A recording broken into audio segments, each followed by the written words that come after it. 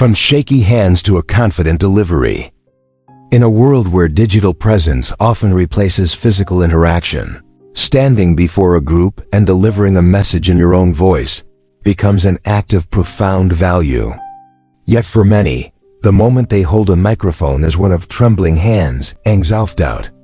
Why do some move past it to speak confidently, while others choose silence forever? Is confidence an inborn gift or the result of a personal journey? Confidence is not the absence of trembling. It is the willingness to move forward while still trembling. Every time you dare to speak while trembling, you're not just overcoming fear, you're rewriting the definition of the person you wish to become. English. The first time I stood behind the lectern, my hands trembled so badly I clutched the sides of my jacket to hide it. Every step felt like walking on thorns. I don't remember what I said, only the pounding of my heart and the emptiness in my head. In that moment, I thought I didn't belong. But strangely, after the first 30 seconds, something shifted. A nod. A supportive smile. And I began to see the audience, not a threatening crowd, but real people waiting for honesty. The talk wasn't excellent, but it was the first one I didn't run away from. That was the beginning of confidence, not because I became better, but because I chose to stay with the fear. Trembling hands, fast heartbeat, dry mouth, these aren't signs of weakness. They're evidence that your sympathetic nervous system is doing its job. When facing attention, your brain sends a danger signal, your body prepares to fight or flee. But you don't need to run. You simply need to realize you're reacting correctly to something not truly dangerous. By shifting your mindset from "I'm failing" to "I'm adapting," you begin to build a foundation for confidence. Psychology calls this cognitive reappraisal, the art of redefining the story. You don't need to silence fear, you just need to rewrite its meaning. Many believe, once I'm more confident, I'll present better. But the truth is the reverse. Once I present more, I'll become more confident. Confidence is a byproduct of action, not a prerequisite. Just as no one becomes brave without first knowing fear, you cannot speak with assurance without first speaking while trembling. Each talk, each failure, each moment of feedback becomes the substance of inner strength. Sustainable confidence doesn't come from knowing I'll do well, it comes from knowing I've fallen before and stood up again. That's the power of deliberate repetition. When you step on stage, stand tall, open your shoulders, and take a deep breath. You're signaling to your own brain, I've got this.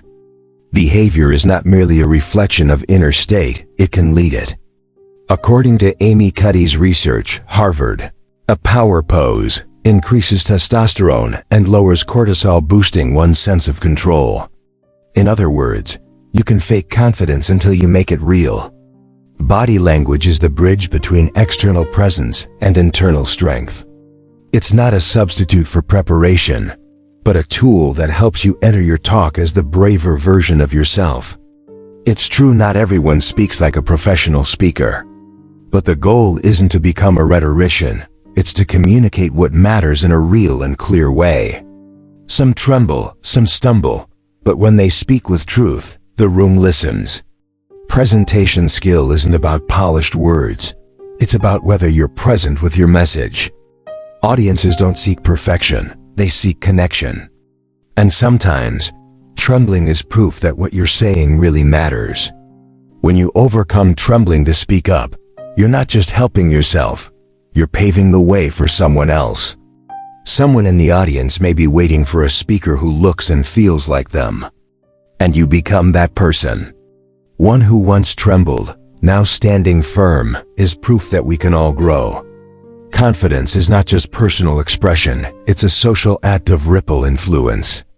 When one person speaks truthfully, they teach others how to listen truthfully. Every time you step out of your comfort zone, you're telling the world and yourself that you choose to live actively, not passively. Confidence isn't talent, it's a repeated choice between action and fear.